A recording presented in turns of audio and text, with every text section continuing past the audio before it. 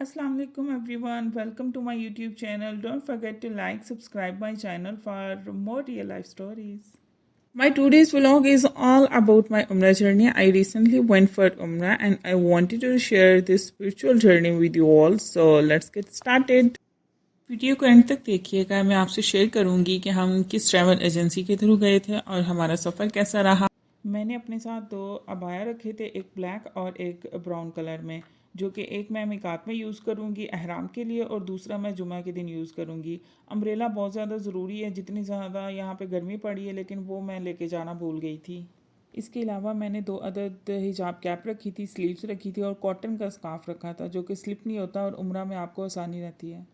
एहराम की हालत में आपकी बॉडी का कोई पार्ट नज़र नहीं आना चाहिए। जब हम दुआ के लिए हाथ उठाते हैं तो हमारी जो अबाया के बाजू होते हैं वो पीछे हो जाते हैं, जिसकी वजह से स्किन नज़र आने लगती है। तो इसलिए स्लीव्स पहनना बहुत ज़्यादा ज़रूरी है, वरना आपको दम पड़ सकता है। कोई भी मॉइस्चराइजिंग क्रीम अपने साथ में रखें, लेकिन एहराम की हालत में आपने उसको यूज़ नहीं करना। सीज़र आपके पास होनी चाहिए, क्योंकि सही के बाद आपको इसकी ज़रूरत पड़ती है। इसके अलावा power bank, toothpaste, brush, travel pillow अपने साथ रखें। जितना लंबा सफ़र होगा आपको उसकी ज़रूरत पड़ती है। हमने सामान गाड़ी में रखा और निकल पड़े। हम पहले ही काफ़ी लेट थे, 2 बजे हमें ऑफिस पहुंचना था ट्रैवल एजेंसी के, लेकिन हम घर से ही 1:15 पे निकले थे और 1 घंटे का सफ़र है हमारा घर से ऑफिस तक का। हम जब भी अपनी गाड़ी में जाते थे तो हम रास्ते में देखते थे इन बसेस को ना आते जाते, तो हमने प्लान किया कि हम एक दफ़ा तो ज़रूर इसका सफ़र करेंगे। हम 2:10 तक जो ऑफिस है ट्रैवल एजेंसी का वहाँ पे पहुँच गए थे। गाड़ी हमने पार्क की और हमारी बस रेडी थी, तो हमने सामान रखा। गर्मी बहुत ज़्यादा थी, तो मेरे हस्बैंड ने कहा कि मैं जूस लेके आता हूँ। वो जूस लेने के लिए चले गए, मोबाइल जो है वो चार्जिंग पे छोड़ गए। तो पीछे जो है इन्होंने बस स्टार्ट कर दी। अब मैं उनको इंग्लिश में बता रही हूँ कि मेरे हस्बैंड अभी नहीं आए हैं। बस में सब अरबी थे, किसी को भी मेरी समझ नहीं आ रही थी। फिर कोई बंगाली कंडक्टर आए और उन्होंने बस जो है वो रुकवाई।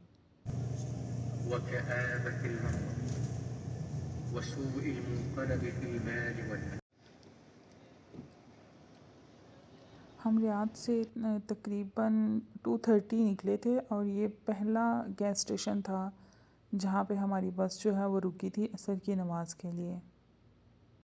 गर्मी इतनी ज़्यादा थी कि मैंने सबसे पहले जाते ही पानी पिया और फिर नमाज़ पढ़ी।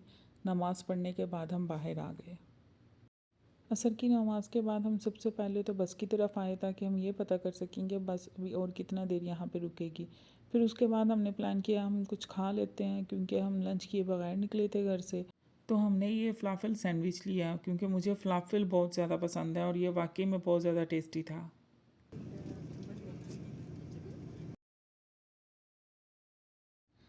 तकरीबन 7:30 बजे बस जो है वो इस गैस स्टेशन पे रुकी है। यहाँ पे वो ब्रेक देते हैं। आपने नमाज मगरिब और इशा जो है वो अदा करनी होती है। उसके बाद आपको अगर आपने डिनर करना है तो वो आप कर सकते हैं। तकरीबन आधे घंटे का टाइम होता है आपके पास। तो यहाँ से फिर हमने नमाज मगरिब और इशा पढ़ी और उसके बाद हम डिनर के लिए आ गए। चावल तो फिर क्या ही बात है। كوك كوك كوك دايت ماشي كوك دايت रात के 11 बजे बस इस गैस स्टेशन पे रुकी है। 15 मिनट्स की ब्रेक थी, जिसमें आप चाय कॉफ़ी कुछ भी ले सकते हैं। तो हमने भी यहाँ पे चाय ली, क्योंकि सफ़र रात का था और बहुत ज़्यादा थकावट और नींद आ चुकी थी। ये मिकात से पहले का हमारा लास्ट स्टॉप था। अल्हम्दुलिल्लाह हम मिकात पहुँच चुके हैं और ये मैं फ़र्स्ट टाइम ऐसा देख रही हूँ कि मिकात में कोई रश नहीं है, वरना ऐसा कभी नहीं होता। चाहे आप वीकेंड पे आ जाएं, चाहे आप वीकडेज़ में आ जाएं, यहाँ पे हमेशा आपको रश मिलता है। वज़ू करने के बाद मैंने एहराम पहना और मैं मस्जिद की लेडी साइड पर आ गई। यहाँ पर मैं उम्रा की नीयत करूँगी और नफल पढ़ूँगी। तकरीबन 2 बज चुके हैं।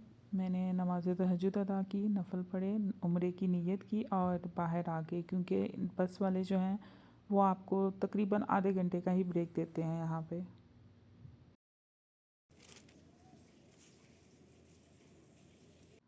रात के 3:30 बजे अल्हम्दुलिल्लाह हम मक्का की हदूद में एंटर हो गए हैं। दूर से ही मक्का क्लॉक टावर जो है वो नज़र आता है, जो कि बहुत अच्छा लगता है। आपको पता चल जाता है कि आप मक्का में एंटर हो गए हैं। 20 मिनट की ड्राइव के बाद हम अपने होटल पहुंच गए हैं। ये हमारा होटल जो है वो तकरीबन 2 किलोमीटर दूर है हरम से, क्योंकि इस दफ़ा हमें थोड़ा दूर मिला हज की वजह से। अभी तक हाजी जो है वो मक्का में ही मौजूद हैं, इस वजह से हमें होटल जो है वो दूर मिला।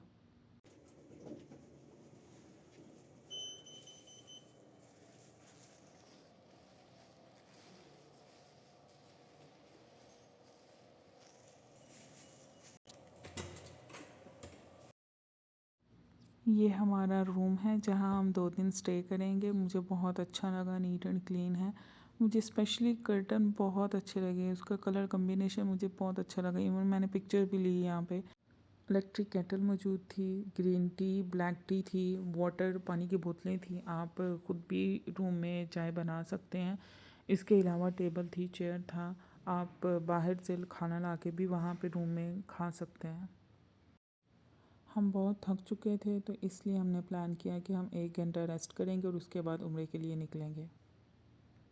उम्रा करने के 15 दिन बाद मैं ये व्लॉग अपलोड कर रही हूँ, और इसकी रीज़न ये है कि मेरी वर्कशॉप चल रही थी और मुझे बिल्कुल भी टाइम नहीं मिल पा रहा था कि मैं व्लॉग को एडिट करूँ और अपलोड करूँ। रेस्ट करने के बाद हम उम्रे के लिए निकले, और ये बस जो है ये होटल की तरफ से ही ये बस सर्विस होती है 24 आवर।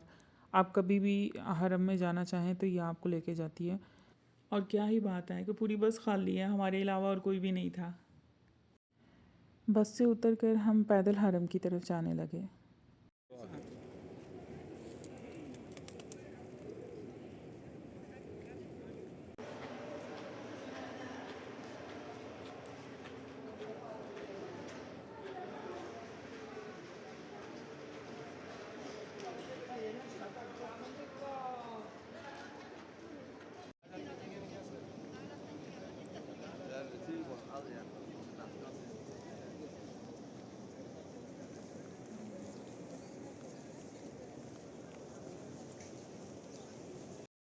हम पैदल उस गेट की तरफ जा रहे हैं जिस गेट से उम्रा करने के लिए एंटर होते हैं। काबा पे जब पहली नज़र पड़ती है तो आप जो भी दुआ मांगते हैं वो कबूल होती है। तो हम जब गेट से एंटर हुए, हम स्ट्रेट चलते रहे, और उसके बाद नीचे आके मताफ़ में हमने साइड पे खड़े होके पहले दुआएं की अल्लाह मियाँ से। उसके बाद हमने जमज़म पिया और फिर हमने अपना तवाफ़ स्टार्ट किया।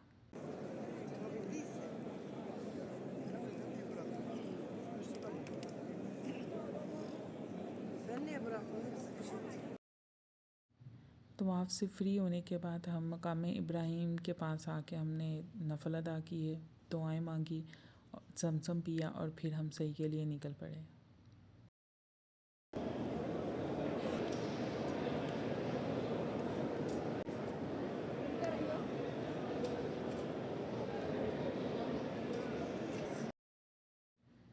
ये एरिया जो है पहले ओपन था। हम यहाँ पे आके पत्थर के ऊपर बैठ के भी हम दुआएं मांगा करते थे, नफल अदा करते थे, लेकिन इस दफ़ा जो है इन्होंने इसको बंद किया हुआ है।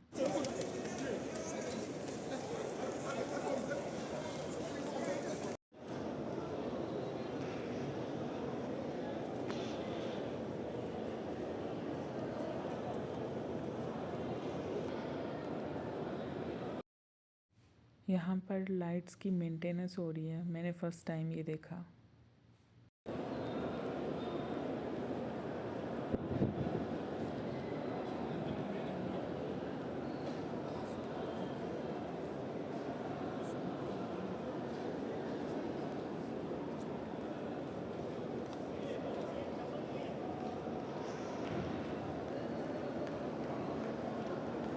अल्हम्दुलिल्लाह हमारी सही कंप्लीट हो गई है। हमने जमज़म पिया, इसके बाद हमारे बाल काटने वाले रह गए और फिर हमारा मुकम्मल हो जाएगा उम्रा। ये एरिया स्पेशल व्हीलचेयर वालों के लिए है कि अगर आप व्हीलचेयर पे करना चाहते हैं तो फिर आप यहाँ से करते हैं। अल्हम्दुलिल्लाह हमारा उम्रा मुकम्मल हो गया। अब हम बस स्टैंड की तरफ जा रहे हैं, वहाँ पे हम बस लेंगे और अपने होटल जाएंगे। गर्मी इतनी ज़्यादा थी कि यहाँ पे चलना मुश्किल हो रहा था इस वक्त।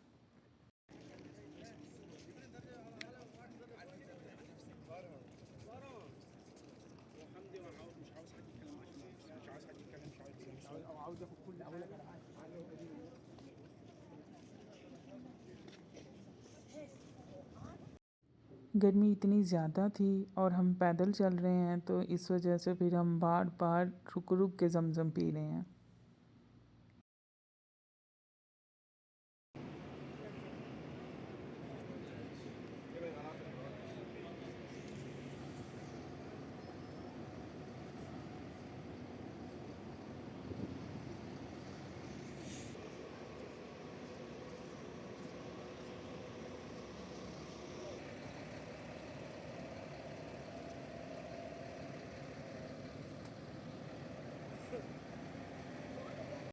फ़र्स्ट टाइम ऐसा है कि हम बस के थ्रू आए हैं, तो हमने ये वाली सारी साइट्स देखी हैं।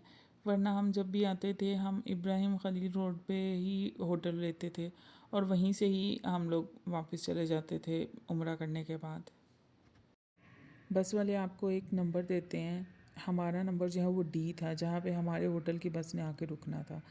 तो हम बस में आ गए और बस अभी भी हमारी खाली है।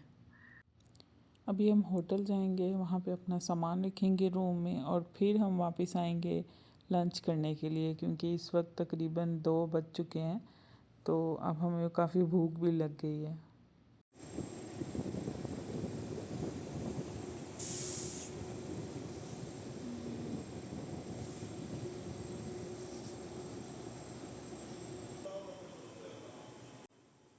ओके जी, यहाँ पे मैं व्लॉग को एंड करती हूँ। आपसे मिलेंगे उम्रा सीरीज़ के नेक्स्ट पार्ट में। लाइक सब्सक्राइब करना ना भूलिएगा। अल्लाह हाफिज़।